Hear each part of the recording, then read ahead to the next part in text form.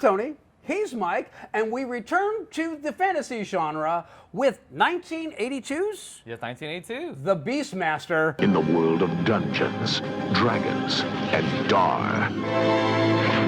The Beastmaster. The epic adventure of a new kind of hero. Directed by Don Casarelli, Yes. which, if you don't remember, Don Casarelli did Phantasm and Bubba Hotep. Yes. And I mean, two great cult classic films. This man knows how to hands make down. a cult film. This man does know how to make definitely. a cult film. And he knows how to, like, take weird genres and mix them together. Yeah. And make a good stew out of it. I don't know how he does it, but he does it. This was based on a book series, and he co-wrote the script on this one. But here's the thing. I think it's a book series. I think it was just a novel. The novel, well, it was originally called The novel is called The Beastmaster, but the book is actually, the main character is a Native American. It's set in the distant future, post-apocalypse, all that. Really? And he gets these powers to actually control and speak to animals. And it was so radically changed from that the author of the book wanted his name taken off of The Beastmaster. Oh. But the other thing that's kind of interesting about this is that if you've seen all the other Beastmaster films, there is the one where he like goes forward in time. They kind of tie it back into the roots of it. But I will say this: it has nothing to do with its original source material. Somehow, I can't imagine the source material being better than this. I mean, it's pretty fucking wackadoo. All right, so we got our basic plot. We got this leader of this religious cult who's underneath this king, so he's trying to go to upset. Usurp. He's looking to usurp. Yes, he's looking to steal he's looking to steal the crown. You are banished for life. In Arak, no one will remember your name. Go practice your heathen religion in the outlands with the barbarian Johns. Okay, so anyways, well, he's got these three witches. The ultimate butterfaces. Ultimate butterfaces. Banging bodies. Woo! Yeah, turn off the lights, face and pillow. No talking. But like, you're going to die from the king's unborn son or first son or some shit like that. So you will die at the hands of Zed's unborn son. Like, well, that. Make sure that shit doesn't happen. So he sends one of the witches to take care of business. Somehow she sucks the unborn child out of the womb and puts it in a calf. Yeah.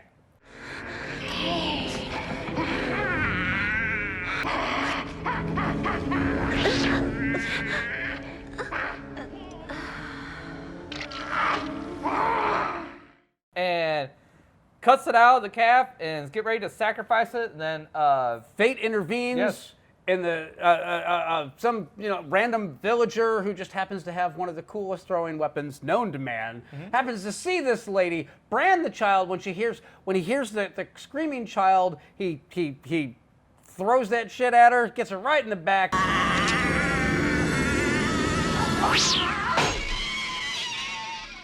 And then I don't know, she's running around naked for a second, and then he kills her. Yeah. And that's one butterface down. But he did get a child out of it, and as he takes the child home to rear as his own, one day while they're out, I don't know, picking berries and practicing fighting, a bear comes along, and we realize that Dar has secret powers to speak to the animals.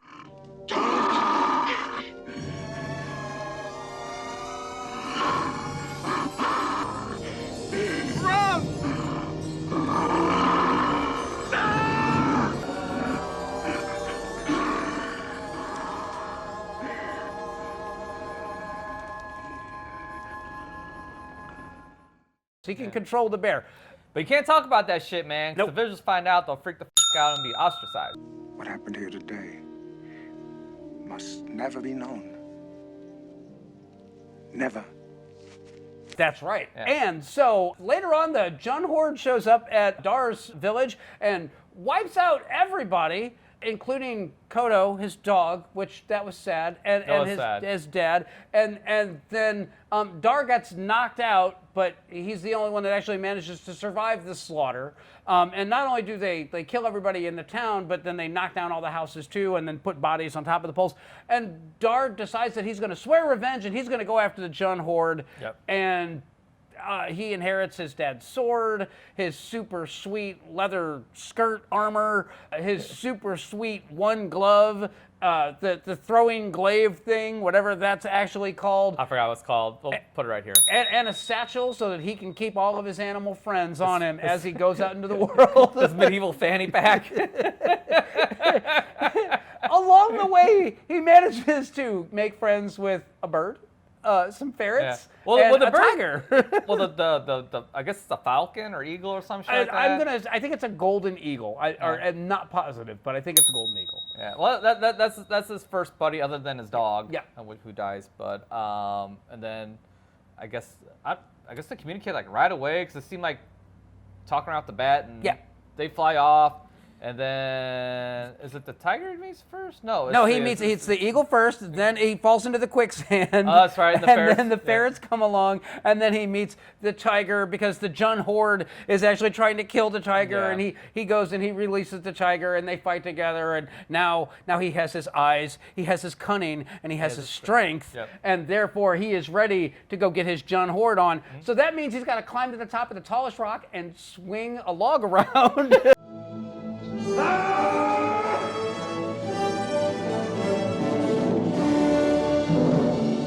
There's training. So he can warm up to actually swinging a sword around, and then he runs into not Shania Twain. It's God. What is it? No, it's Tanya Roberts. Tanya Roberts. He runs into Tanya Roberts and her buddy.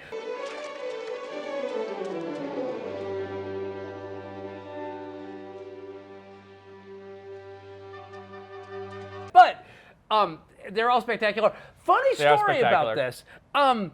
Originally, the director wanted Demi Moore as the female actress in this. Yes. Okay. And he was told no, that Tanya Roberts actually was signed by the executive producer, and she agreed to do Playboy to help promote the film. But because there was a delay in the release of the film, the issue of Playboy with her in it actually came out way before the movie did.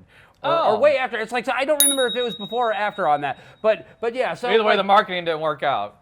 It did not work out. But this movie, the budget on this was actually the largest budget that the guy who did Phantasm had ever worked with. It was $9 million. It was all shot, I think, if I'm not mistaken, it was shot all in California and like the desert areas of California. And it's a weird movie because parts of it look very expensive and parts of it look like they just shot it in someone's backyard. I mean, at least it didn't 100% flop. It only brought in $14 million. But I mean, it went on to be a cult classic. Yes, and it's super fun. But anyways, that's exactly how it should be, though. Yeah. Especially with Don Carcerelli, right? Yeah. He makes cult films. If you haven't figured this one out by now, if you're just going to hand Don $9 million, don't expect a crowd pleaser. Expect a cult film that 40 years later, people are going to be like, I really dig the Beastmaster, because that's what you're going to get. Yeah. Just like Phantasm, just like Bubba Hotep. But to get back on point on this one, so he runs into Tanya Roberts and he finds out that she's a slave named Kiri, and that's enough to get him to follow her to Ur, and that's actually where Mayax is, and he runs into the seepy spit on people to dissolve them winged mutant people.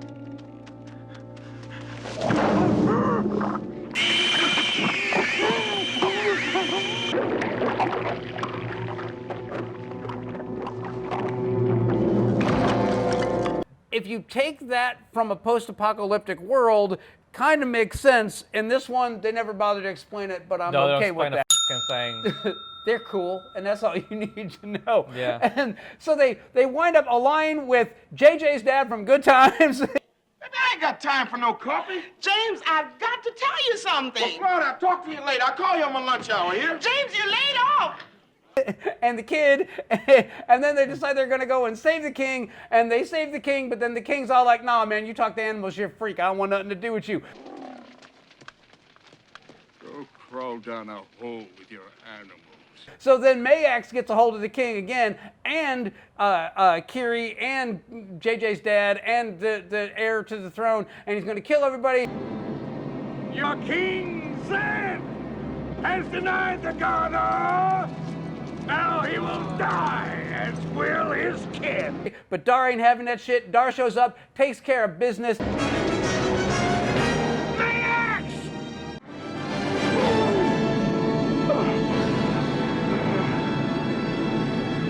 Kills the shit out of everybody, including the last of the Butterfaces.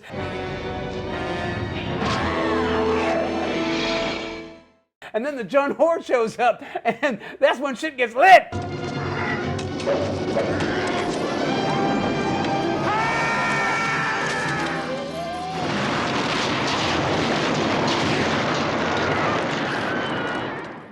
And I'm just going to leave it right there. Well, I may as well finish it up. I mean, we're two-thirds or three-quarters of the way through the plot. So at this point, Dar prepares the villagers for the Jun Horde to come. They rig the moat. They cover it up. The Jun Horde fall into it. They light that motherfucker on fire, so it's flames all over the fucking place. They come this close to getting snuffed by the Jun Horde.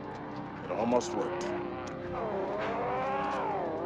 But the falcon flies off with the amulet that the bird people give them. Bird people show up and eat a bunch of motherfuckers.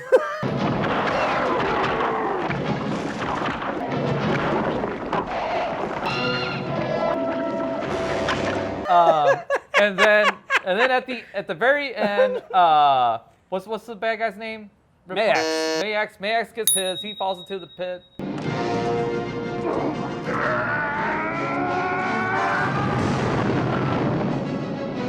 Gets burned. Yep. And the day is saved.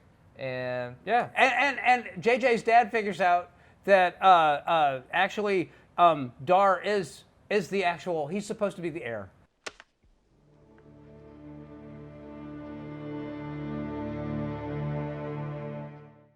It was you who was first born.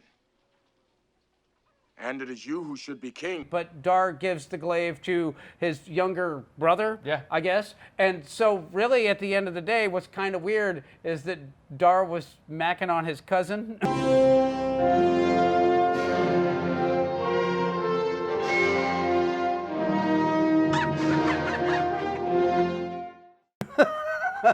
Well, no, because she was the cousin. Oh yeah, that's true. Yes, right. I got nothing. It's okay though. He didn't know at the time. I mean, I don't blame him. I mean, you know, it's Tanya Roberts at the peak of hotness. No. So I'm not going to judge. I'm just going to say that I don't think anybody bothered to address that elephant in the room. Well,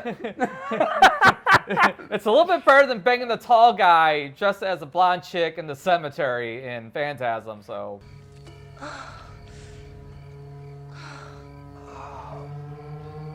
That was great, baby.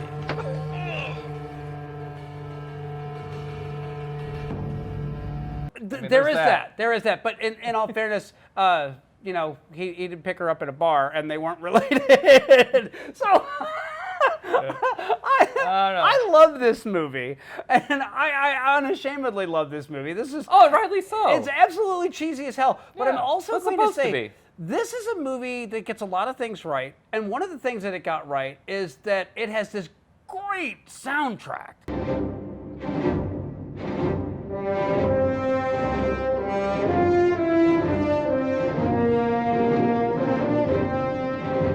The score for this movie is phenomenal, and there's not a lot of dialogue.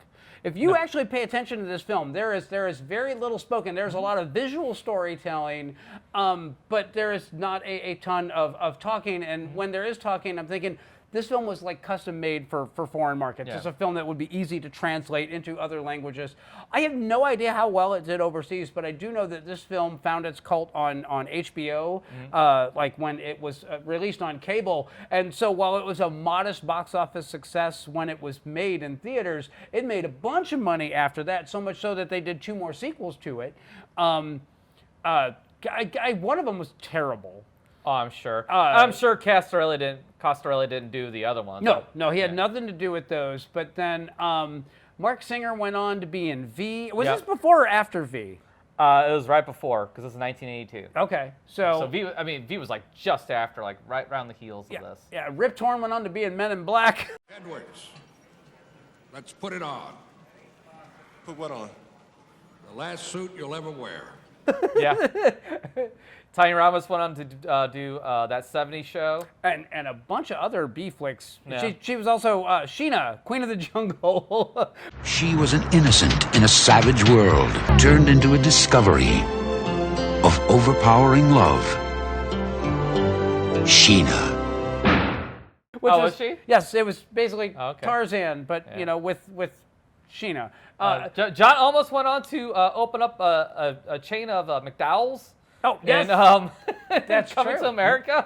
Me and the McDonald's people, we got this little misunderstanding. See, they're McDonald's. I'm McDowell's. Because they have the golden arches, he has the golden arcs. Whatever. And that is not a McDonald's handbook that he has in his back office. Not at all. I don't know what you're talking about. They have the big Mick. But anyways, this other stuff he gets right. Like I love the little, not the little, but like the weird mass monsters that they create. Oh yeah, yeah. What do they call them? The death somethingers. Watch. The young priest will encase his body in deadly armor. Now they will drain his blood and damage his brain and the ranks leeches.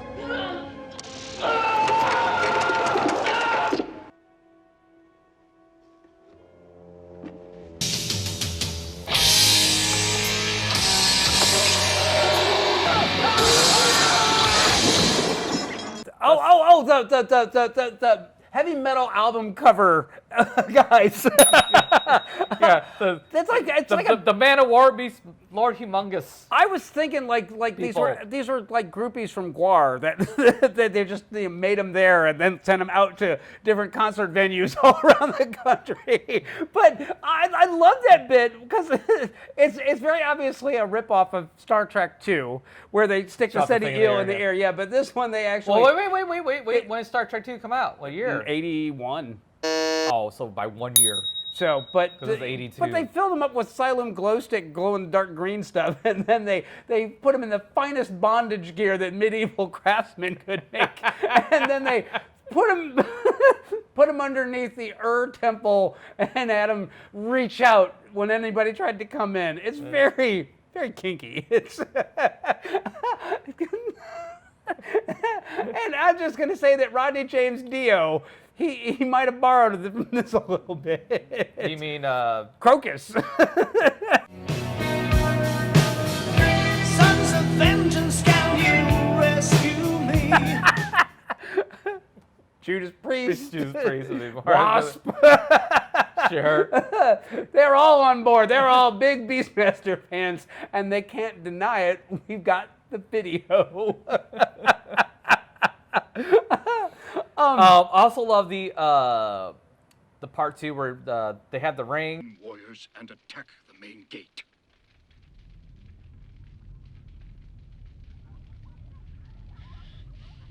Yeah. The eye opens up. That thing is Yes. creepy as shit. It's a great looking ring, It and then is. the best part, like when he goes and he puts the stick in it, and then you see like the last, she's the it's not the last, second the second last Butterface. Yeah, her eyeball bursts into blood, and she's behind Max going ah. So it's amazing. And when they killed the last Butterface is a great one too. Yeah. Because she's like all crawling up, fucking weird backwards up on the ceiling. Yeah. And then I guess I think he sees a reflection in something. Or, No. He sees the eyes of the the eyes of a tiger. We'll put it right here.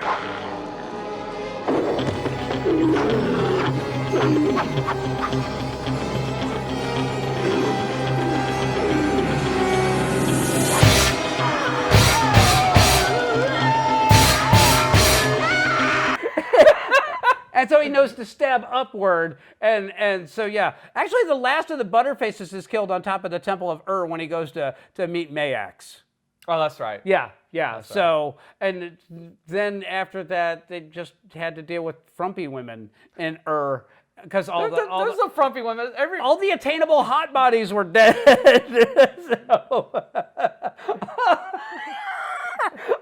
I'm just going to say, like, you know, a nice dinner, a couple drinks, you're back at your place.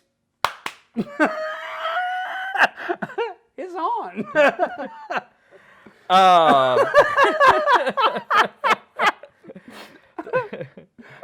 There's like many other there's a ton of sword and sorcery movies that came out in this era. Oh yeah. Well, this is a year after Conan. Like the Sword and the Sorcerer and Kroll, all that stuff. There's a ton of good entertaining stuff in this genre. And this actually I think is closer to the top on this one. Is it Conan good? No. Is it Excalibur good? No, it ain't ever going to be. But those are timeless classics where this is damn entertaining is what this is. Yeah.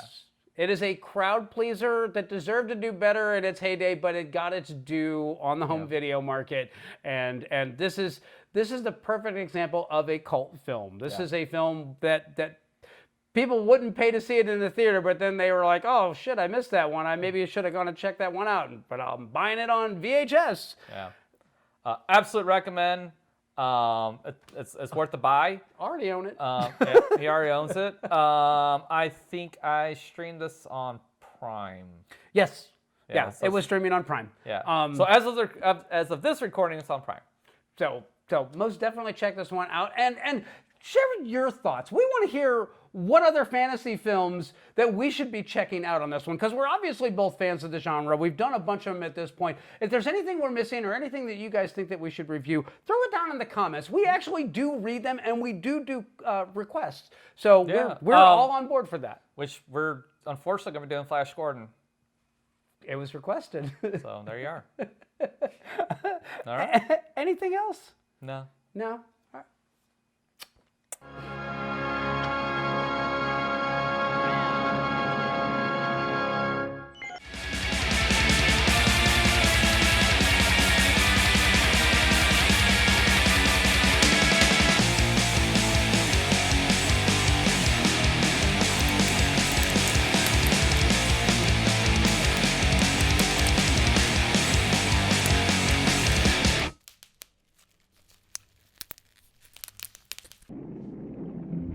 See?